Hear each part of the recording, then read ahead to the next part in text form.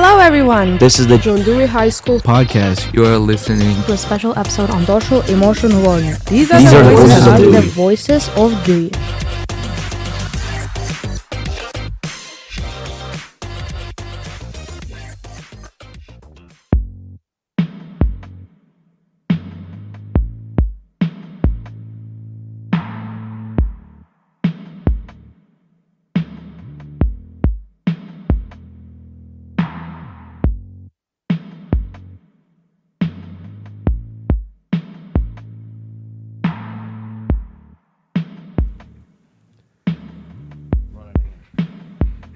Hello, everybody. This is Mukhammadali. I am part of the Legacy Project and the SEL. I am here with the Legacy Project, and today we're going to be talking about social emotional learning and how Legacy Project relates to that. I'm here with... Hey, everybody. My name is Mr. Personette. I've been the senior project designer and developer of this program. I've been running the Legacy Project now for about 10 years, and I'm lucky enough to have some of my alumni here and one of my current students, actually, too, because Mo is also in the Legacy Project. So by all means, introduce yourself.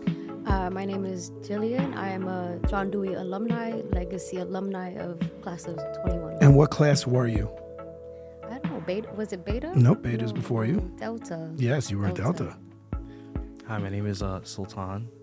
I graduated in 2019 from John Dewey High School. I currently go to the SUNY University at Albany. And you were associated with all the Betas. You were... I'm going to say India, Paula, yes, all the... exactly. Yeah. Those are some great heads. Mm-hmm. Hi, my name is Jamie, and I am currently at ADA in the Legacy Project. So, and as an ADA right now, you're a senior about to go on and graduate. And Mo, what's your world? You're also an ADA? Yes, I am. I am a senior, and I am a ADA. So, how does the Legacy Project relate to social emotional learning? Okay, so I'm going to throw that to you guys, the graduate. You were here for a long time with us many years ago. What is something that we did that helped you become closer with your other Legacy Project students? I feel like it was definitely circle time because, you know, when you're in high school, you kind of stick with your cliques. And, you know, the Legacy Project, it kind of just brought in people from all cliques, people you wouldn't even imagine talking to or being friends with, and then here you are being so vulnerable with them, and then you find yourself having a deep connection with them. And I just feel like that's something that is so important, especially after high school, you know, not being so reserved, you know, having that willingness to be open and to be vulnerable, you know, let your guard down. Now, when you say circle time, what does that mean? What is circle time exactly? I mean, from what I remember, because it's been a minute, circle time was where, of course, we sat in a circle. Everybody kind of went around one by one, you know, talk about how their life is going, what are the pressures of the world that they're currently feeling, and, you know, how can we relate to each other, even if our circumstances are very different, you know. It's just, you know, finding that common ground and people you never thought you would ever see eye to eye with. And what about you, Jamie? We have circle time right now, but we had something else. What did we have yesterday? It was a happy day. Can you tell us what happy days are? So with happy days, the students, we make a 30-slide presentation about ourselves that asks us like deep questions and about our world. And as we go through each slide, we ask each other questions. Yeah, I'm not going to lie. My favorite part is that the students bring in food from their culture. And so yesterday I had saltfish and bake from Grenada. And today I had some of the best mac and cheese. And you know what is best is when it's homemade. You know, abuela made is the best food. That's it. Sultan, what about you? How do you feel like social emotional learning helped you get out of high school and be as successful? I mean, you're killing it right now in college. So one thing that I feel like was very important in the whole social emotional learning was the social aspect, because when I left Brooklyn and I went into a completely different environment in Albany, a lot of the skills that I was able to learn from social emotional learning actually helped me like find a community of people that were like-minded and whatnot, and it helped me like grow my like friend group and whatnot. So I was able to find a lot of people that, you know, were going through the same things as me. Some people going through something different but had the same mindset, so that like translated into, okay, like maybe we'll link up on this day, we'll study and do this and do that, and we always held each other accountable and whatnot. And we were very close because, I feel like in college, most especially if you're going away into an environment you're not familiar with, it can feel very, very, very lonely. And you can feel very isolated, which could lead on like a really bad path of like thoughts and stuff like that. So having those skills from like a very early point in my life in high school really, really helped me in the long run. Make sure I was like successful and whatnot. And I, had a good life and everything. Yeah, I hear you on that. One of the things I feared is when the students would graduate that they left their crew. And like you said, sometimes they get lonely and isolated. I would say for CUNYs, especially, what I see when I take my students on the campuses is that everyone has got their headphones on, face down in their phone, and it's tough to make a connection with people. I remember you make friends with someone in one class, and then you never see them again. And so at least when you go away, you still see the same faces, so you do have a connection to be made. One of the things that I really am pushing in this legacy project is that my students, I hope, are leaving together.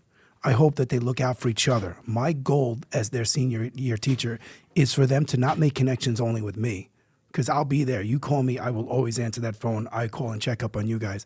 Is for you to leave there with someone else in this project, in this team, that will check in on you. That when your first semester, October, it's raining, it's cold, you're waiting at the train station to go to your class uptown. It's an hour and 45 minutes to go. You're there. You're thinking, why am I doing this? I'm not really loving this class. I'm not really seeing the future. That you could call someone who's graduated with you and has your back and could remotivate you. And that's one of the things about social emotional learning is being able to be empathetic, being able to feel other people's pain and help them through it.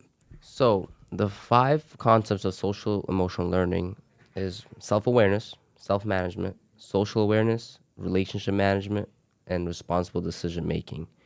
Do you guys feel like the Legacy Project helped you with these concepts? So I'm actually going to ask Mo that question. Since Mo is in the program, Mo, here you go. With self-awareness, so in the Legacy Project, we're like a family. So we share personal things, and we're sure that it's not going to go anywhere else besides that classroom. So yeah, we're very close. And yeah, it's like your brothers and sisters, cousins, we're really close. And about self-management, it does teach us to carry ourselves, which is good. It helps us with colleges, how to apply. And Would you say that I hold you guys to a high standard and I'm constantly trying to reinforce best practices that can help you next year and the years in the future? compared to other students in the school, yes. Because I know my friends that are like in other programs and they're not part of Legacy Project.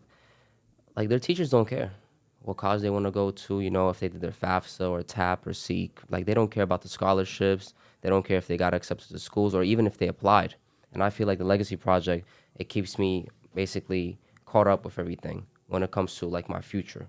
And it's very fun when it's like, how to say, like when I go to class, we have the happy days. We have like, we had this thing we're still doing it. It's about pick your career, right? Your major, and like, what do you want to do with that? So we made slides about that, and we're just talking to the class about what we want to do, and we get advice from our peers. And Well, actually, when you spoke about advice, we have some alumni here. What role do they play? How about you, Jillian? You're alumni now. You remember alumni when they came? Mm-hmm. And what role do you hope to play today with the kids still in high school? Just motivation. I feel like that's what we all need. I remember being a senior and just feeling the pressure because there's this unhealthy expectation that society places on young minds. Like, you need to have it all figured out by the time you're 18. And by the time you're this age, you need to have a house, a career, you need to be married. And it's just, not everyone is on the same path. And I find that it's good to be surrounded by like minds. Like, I had a lot of friends in high school, but not everyone was in one goal. And I would ask the friends in... Or the Legacy Project. Oh, the Legacy Project. One goal yes. / Legacy We've Project. Been we rebranded. are holding the flag up and waving it proud. I mean, yeah, I had some friends who weren't in the program, and I asked them, like, hey, what do you want to do after you graduate? And they're like, I don't know. Then you ask the friend that's in the Legacy program, and they tell you, like, well, I'm not sure, but I have an idea. And, just being in this program and being surrounded by like-minded people kind of makes me think about going in this direction or going in that direction. So, it's just staying on the right path, keeping our young minds on the right path, and letting them know, like, it's okay to mess up because you're going to mess Yeah. up when you get out of high school. And, to not let yourself go and tell yourself, like, I can't do this anymore because, that's just adult life. You're going to have to grow up at some point and realize, just because it doesn't go your way doesn't mean that it's like everything is completely derailed. I think sometimes failing is the best lesson. Yeah. That's what teaches you the most. And also, we are also trying to get kids into college, but I would argue we're also trying to help you just find your path. Yeah. Like if your path is the military, if your path is I want to go to a trade school or I want to take a gap year, as long as you know that if you do ever need, I keep in touch with all my alumni, and you call me, I will be there, and I will answer you and try to help you with whatever I can do. Sultan, what about you, buddy? So one thing that I appreciated about whenever alumni would come by was, I guess how do I say, like, it was the experience was very human. So what I mean when I say that was like, you would see the alumni come in, and they would come in from all walks of life and whatnot. Some, some successful, some others maybe are still working on their path and whatnot. Some maybe have made some mistakes. But I think I agree with Julian in the sense that, like, it was very, very motivating to see these people, like, even though maybe their plans might have changed or they didn't know what they wanted to do initially, that they're still holding themselves up by their bootstraps and everything. And one thing that I found extremely motivating was, I guess, the idea that it's okay to make a mistake. It's okay to mess up. It's okay to, have like a moment where you don't know what you want to do or whatnot. It's all about just, getting yourself back up. I think Yeah. the whole idea here is it doesn't matter how like perfect you are at whatever you're trying to do.